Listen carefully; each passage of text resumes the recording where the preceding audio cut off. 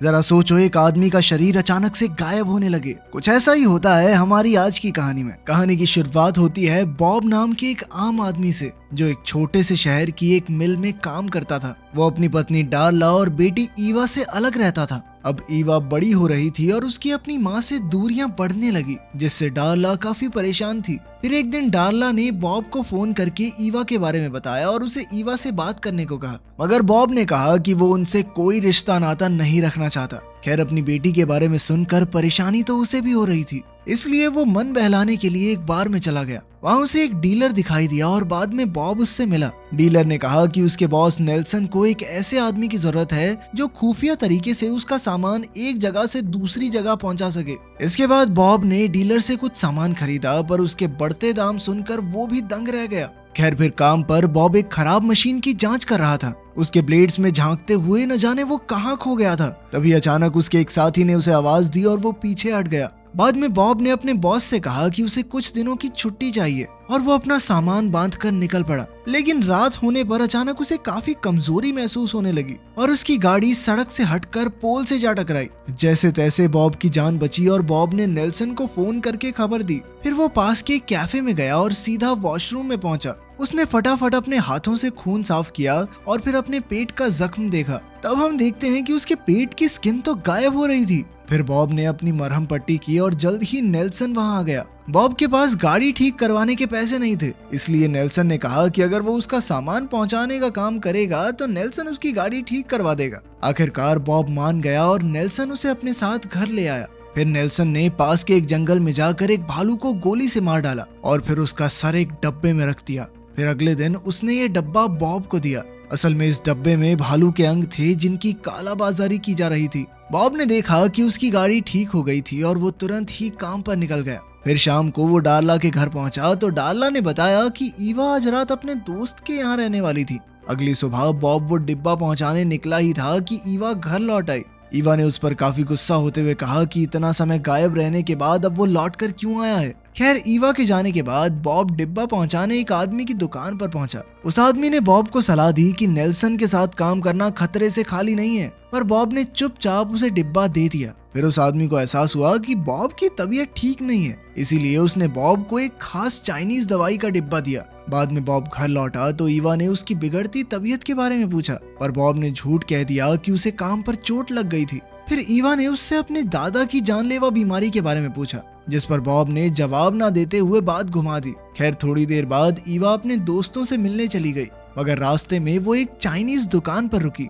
ईवा को भी शायद कोई बीमारी थी जिसके बारे में वो दुनिया को नहीं बताना चाहती थी। जहाँ मौजूद एक औरत ने उसे कुछ दवाइयाँ दिखाई और पास के कमरे में बैठे डॉक्टर से मिलने को कहा, लेकिन ईवा किसी डॉक्टर से मिलने के लिए नहीं मानी और बस एक चाय का डिब्बा लेकर वहाँ से आ गई। बाद में ईवा अपने दोस्तों से मिली तो उन्होंने एक सुनसान पड़े मेंटल हॉस्पिटल में घूमकर आने का फैसला किया। वहाँ घूमते हुए वो भूत प्रेत की बातें करके मजाक करने लगे। तब ईवा ने कहा कि उसके दादा एक समय पर यहाँ भर्ती थे, मगर ईवा के पैदा होने से पहले ही वो चल बसे। यहाँ ईवा उनके कागजात ढूंढकर उनकी बीमारी के बारे में जानना चाहती थी। चलते चलते वो बेसमेंट में पहुंचे, जहाँ उन्हें सफेद कपड़े में एक शरीर लिपटा हुआ दिखा, लेकिन उनके आने की आहट सुनते ही वो इंसान अचानक से गायब हो गया। तभी अचानक ईवा की एक सहेली डर गई और उसने ईवा का हाथ पकड़ा, मगर फिर उसने देखा कि ईवा का हाथ बीच से गायब था। ये देखकर तो वो इतना ज्यादा डर गई कि चिल्लाते हुए भाग निकली। उधर डार्ला और बॉब मिलकर ईवा के बचपन के किस्से याद कर रहे थे। फिर अगली सुबह डार्ला ने देखा कि ईवा तो रात को घर लौटी ही नहीं।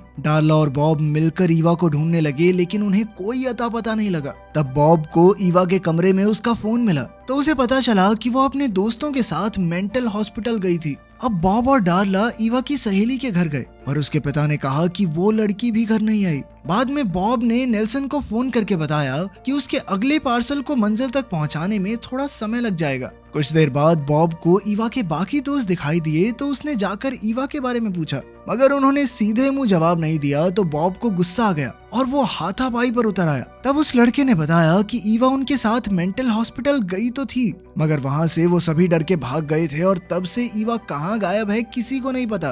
तब बॉब को एहसास हुआ कि ईवा वहाँ अपने दादा की बीमारी की छानबीन करने गई थी। उधर ईवा की आंख खुली तो वो एक पिंजरे में कैद थी। वहीं दूसरी ओर उसके माँ बाप मेंटल हॉस्पिटल पहुंचे तो सिक्योरिटी ने बॉब को अंदर आने से रोका। तब बॉब ने उस पर हमला कर दिया मगर खुद ही दर्द के मारे नीचे गिर गया। तभी एक डॉक्टर वहां आई जो बॉब और उसके पिता दोनों को जानती थी। उसने डार्ला से कहा कि बॉब की तबीयत ठीक नहीं है, इसीलिए उसे यहीं अस्पताल में रहना होगा। बॉब को याद आया कि बचपन में जब उसके पिता यहाँ भर्ती थे तो वो बाहर ही बैठा रहता था। बॉब को याद था कि उसके पिता नहीं चाहते थे कि बॉब उन्हें इस हालत में देखे। अब डॉक्टर ने बॉब को उसके पिता का कमरा दिखाया और कहा कि वो भी यहीं रुककर अपना इलाज करवा सकता है, मगर बॉब ने इनकार करते हुए कहा कि ईवा को उसकी जरूरत है। लेकिन फिर भी सिक्योरिटी गार्ड्स ने उसे जबरदस्ती कमरे में बंद कर दिया। फिर रात को अचानक उसकी आंख खुली तो उसने देखा कि दरवाजा अपने आप खुल गया था और पास के टेबल पर मेन गेट की चाबियां रखी थी। बॉब तुरंत वहां से भाग निकला और डार्ला के घर पहुंचा, मगर डार्ला वहां नहीं थी। तभी नेल्सन ने उसे फोन करके धमकाना शुरू कर दिया कि अगर उसने समय पर पार्सल नहीं पहुंचाया तो उसका परिवार अपनी जान से हाथ धो बैठेगा। इससे बॉब और परेशान हो गया और ईवा की सहेली के घर पहुंचा। वो लड़की अब घर वापस आ गई थी। उसने बॉब को बताया कि वो ईवा का सच जान चुकी है क्योंकि उसने ईवा का गायब हाथ देख लिया था। फिर उसने बॉब को ईवा का एक बैग लौटाया और बॉब को उसमें चाइनीज चाय का एक डिब्बा मिला। उसे याद आया कि ये वैसा ही डब्बा है जैसा उस दुकानदार ने उसे दिया था। अब बॉब सीधा उस दुकानदार के पास पहुंचा और उससे अपनी लापता पत्नी और बेटी के बारे में पूछा। उस आदमी ने कहा कि हालांकि वो गैर कानूनी धंधे करता है लेकिन वो भी एक पिता और एक पति है, वो कभी किसी इंसान को अगवा नहीं कर सकता। फिर उसने बॉब को उस चाइनीज दुकान के बारे में बताया। वहीं हम देखते हैं कि कुछ अनजान लोग ईवा की जांच कर रहे थे। वो उसके जख्मों को कुरेद रहे थे जिससे ईवा को भयानक दर्द हो रहा था। कुछ ही समय में बॉब उस चाइनीज दुकान पर पहुंचा और वहां मौजूद औरत से अपनी लापता बेटी के बारे में पूछा। वो औरत थोड़ी घबरा गई लेकिन उसने बॉब को सच नहीं बताया। तभी बॉब की नजर दुकान के पीछे मौजूद ईवा की साइकिल पर पड़ी और उसने अपनी टोपी उतार दी। उसके आधे सर को गायब देखकर औरत के तो होश ही उड़ गए। वो समझ गई थी कि ईवा भी बॉब के जैसी ही है। उसने अचानक डॉक्टर के कमरे की ओर देखा और बॉब इशारा देखते ही कमरे की ओर भागा। रास्ते में उसने अपने कपड़े उतार दिए। फिर वो बेसमेंट में पहुंचा जहां उसे डॉक्टर और उसके असिस्टेंट मिले। बॉब ने तुरंत उन पर हमला कर दिया और ईवा को रिहा करने की मांग की। तभी उसे पिंजरे से ईवा की आवाज सुनाई दी। बॉब उसके पास गया और उसका आधा शरीर गायब देखकर ईवा बहुत डर गई, मगर बॉब ने उसे जैसे तैसे शांत किया। उसने पिंजरा खोलकर ईवा को आजाद किया और उसके साथ भाग निकला। बॉब और ईवा तुरंत घर पहुंचे तो डार्ला ने देखा कि बॉब तेजी से गायब हो रहा था, इसीलिए वो फटाफट उसकी देखभाल में जुट गई। असल में डार्ला बॉब के गायब होने वाली बीमारी के बारे में जानती थी। फिर अगली सुबह बॉब को होश आया तो उसने ईवा से कहा कि उसे अपनी बीमारी के कारण उनसे दूर जाना पड़ा, लेकिन ये कुछ ऐसा था जो उनके खून में ही मौजूद था और उसने ना चाहते हुए भी ये चीज अपनी बेटी को दे दी। खैर बाद में बॉब घर छोड़कर जाने लगा और उसने कहा कि वो दिन ब दिन कमजोर होता जा रहा है और ये सच दुनिया के सामने आने से पहले उसे बहुत दूर जाना होगा। तब ईवा ने भी उसके साथ ही जाने का फैसला किया क्योंकि उसका भी यही हाल होने वाला था।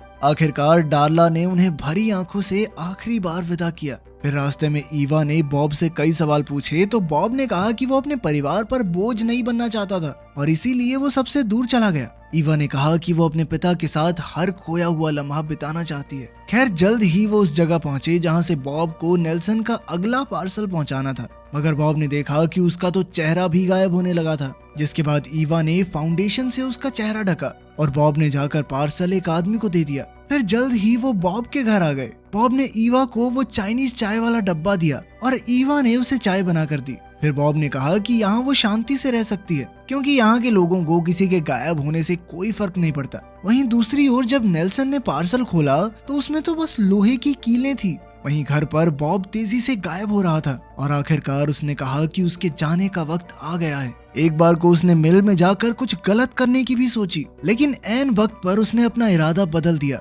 उधर नेल्सन जबरदस्ती बॉब के घर घुस आया और ईवा के सर पर बंदूक रखकर बॉब का पता पूछा। ईवा ने कहा कि बॉब उसे ये घर बेचकर चला गया है, पर नेल्सन जानता था कि बॉब का सामान अब भी वहीं था। अब उसने बॉब की गलती की सजा ईवा को देने का फैसला किया, मगर अचानक किसी ने उसे धक्का दे दिया। तब ईवा को एहसास हुआ कि उसके पिता पूरी तरह गायब होने के बाद भी उसकी रक्षा करने आए थे। कुछ ही पलों में बॉब ने नेल्सन को जान से मार डाला। फिर बॉब ने ईवा से वादा किया कि वो कभी भी उसे अकेला छोड़कर नहीं जाएगा। बाद में उन्होंने नेल्सन की लाश जंगल में फेंक दी जहाँ एक भालू उसे खा गया। उधर ईवा ने दुकान से चश्मे खरीदे और गाड़ी में अपने पिता से बात करने लगी। बॉब ने कहा कि उसके पिता नहीं चाहते थे कि बॉब उन्हें इस तरह देखे बॉब को हमेशा से लगता था कि उसके पिता मेंटल हॉस्पिटल में मारे गए, लेकिन असल में तो उसे वहां से आजाद करवाने वाले उसके पिता ही थे। वो पूरी तरह गायब होने के बाद इतने सालों से उस अस्पताल में ही भटक रहे हैं और वहां के लोग सोचते